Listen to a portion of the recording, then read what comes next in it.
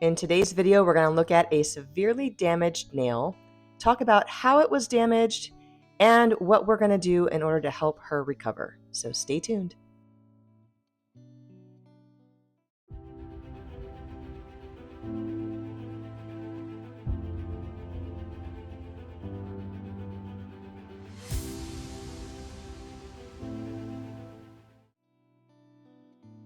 Hey everyone, this is Rachel, aka the Nail Therapist. Thank you so much for joining me today. We're going to start the video off with her healthy foot. So once we get over to the foot with the damaged nail, we'll talk more about why it's damaged, how it got damaged, and what we're going to do to try and help her. I don't know if you can tell by my voice, but I am, again, recovering from another cold. Every May, my kids bring home something, and every May I get sick along with them. Everyone in my house is sick except for my oldest. She hasn't gotten it yet. So I'll probably be doing a little less talking because my throat is a little irritated, and I'll have some pop-up text to help you guys sort through everything that's going on in the video.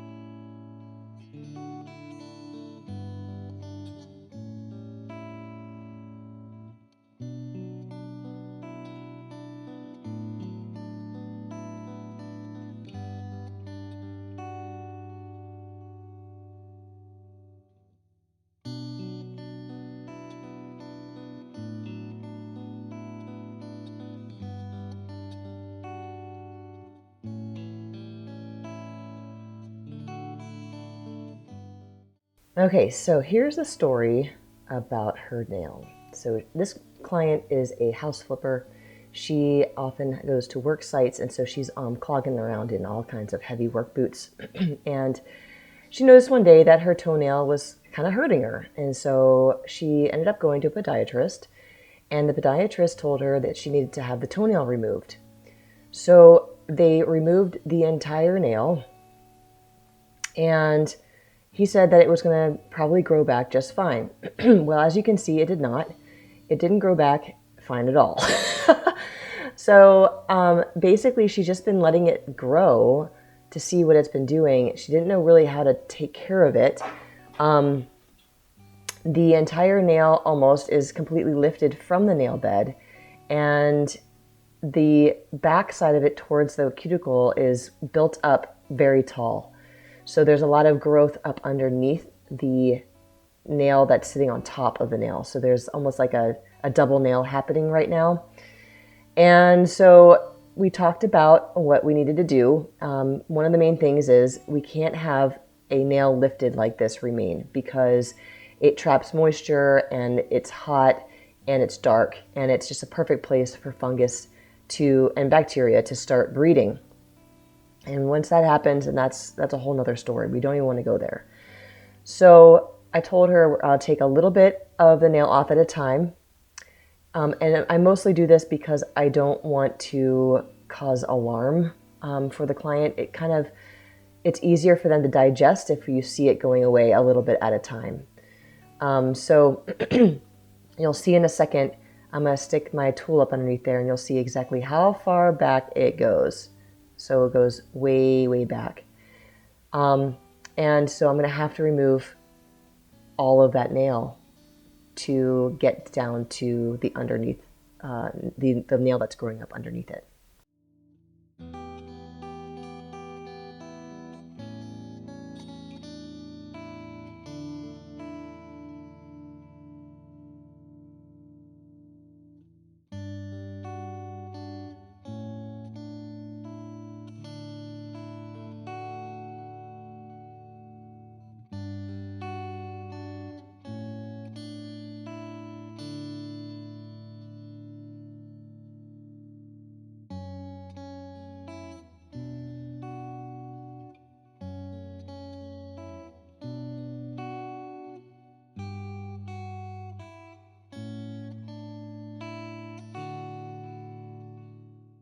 As I get further back to the cuticle side of the nail, you can see how it's built up and it's really thick. So I decided to leave it so that I can thin it down a little bit more, and it's easier to clip later on. So I'm going to come back to that nail and do some more reducing in a few minutes.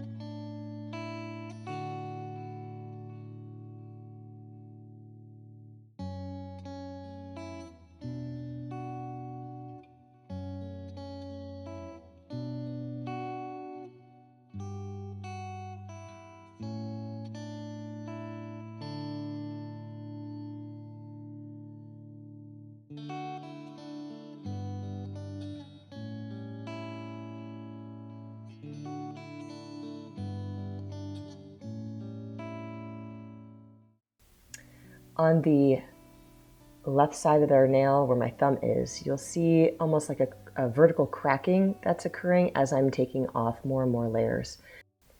That is the area that the doctor sort of cauterized with the acid when he removed the nail, because that was the side that the nail ingrown pain was on. So not only did he remove the nail, but he also used some acid to sort of stop the growth of the nail. Well, obviously it didn't work. The nail's still growing. It's just not as well formed because there's damage in the matrix where he put the acid. So you're going to see right along the area where that crack is, eventually there's going to be a hole that opens up as I take more and more layers down. And you can see exactly where the new nail underneath is sitting.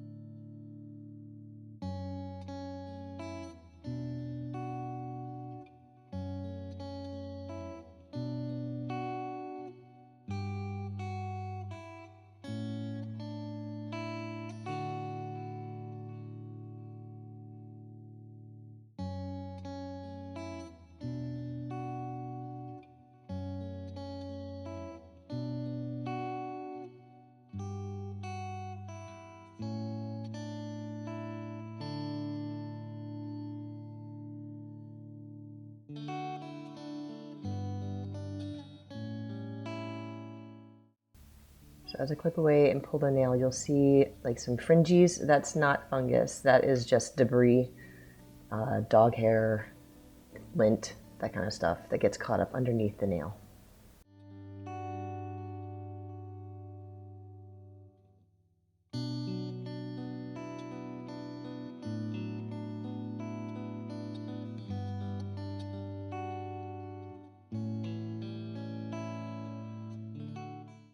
One of the things I immediately notice is the shortness of her nail bed. When the nail detaches from the nail bed and it isn't growing correctly, the nail bed will sort of die off and only be alive underneath where the nail is actually attaching. So the skin has puffed up and filled in the space where the nail once was attached. And this is never going to go back to where it was before.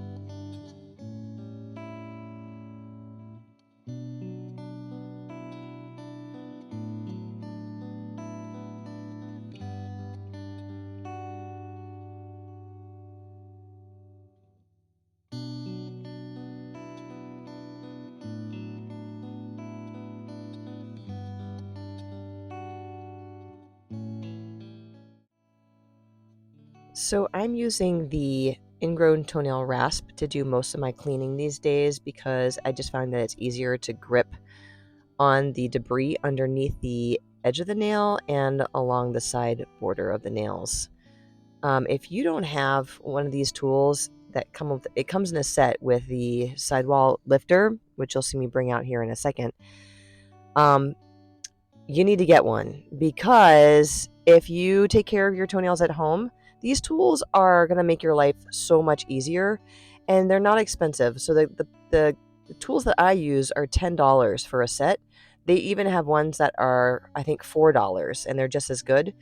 So it's not going to set you back. You just go to Amazon and pick up a set of pedicure tools, I think they might call them. Look for the ingrown toenail the ingrown toenail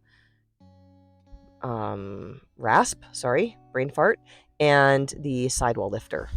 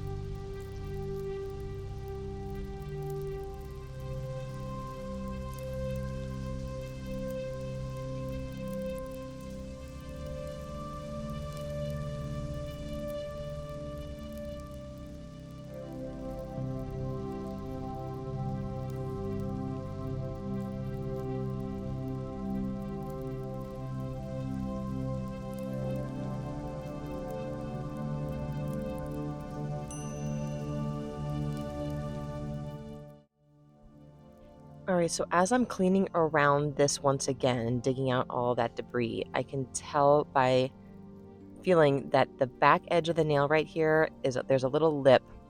So the height of the nail is higher than where the cuticle is and where the nail is behind the cuticle. So I'm going to go back in with the e-file and try and reduce some more of that nail. And I warned her that when we do that, it's probably going to cause some more of the nail to basically fall off because I can tell that it's not fully connected on the sides.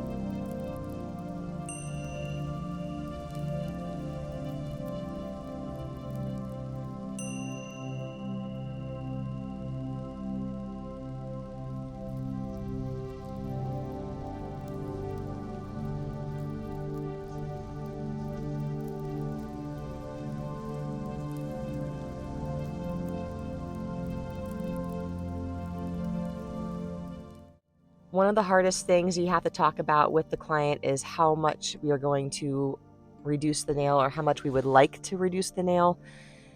And I had told her in the beginning that I would prefer to reduce the nail to a length of where it is attached to the nail bed. So if it's not attached to the nail bed, it needs to come off. And as you can see right here on the side where she had the matrixectomy, that nail was not fully attached to the nail bed at all. It was just attached via the top few layers of keratin of that nail.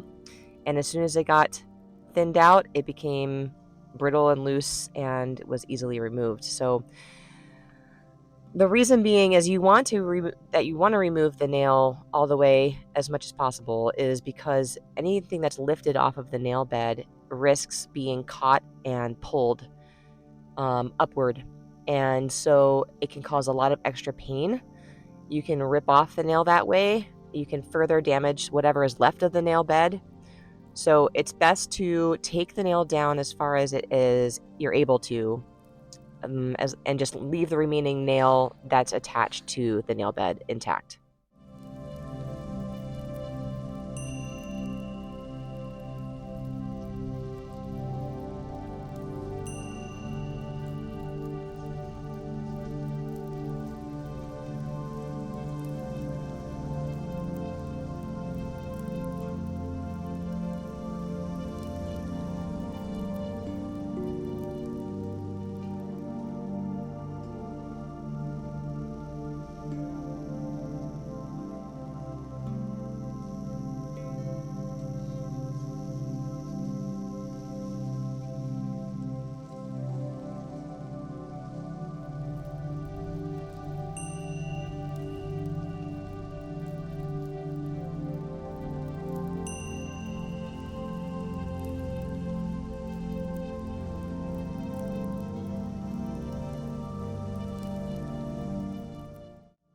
What you're seeing here is essentially what she has been left with as her nail. I don't anticipate it growing much longer than this, maybe a little bit till it's about halfway up the toe. That would be great. Just basing that off of where the nail bed is still alive. If you hear a plane in the background, it's because I'm sitting in my car recording this and the windows are open and I'm at my daughter's soccer practice. So apologies. So yeah, I had talked to her about maybe using the barefoot, LCN barefoot toenail restoration system in the future if she wanted to have sort of a false toenail built on top of her toenail. If there's an activity or an event that she has to go to or her toes are out and about. So she's fully aware that that is an option. and is looking forward to maybe trying that one day, but she wants to see how the toenail grows first before diving into that.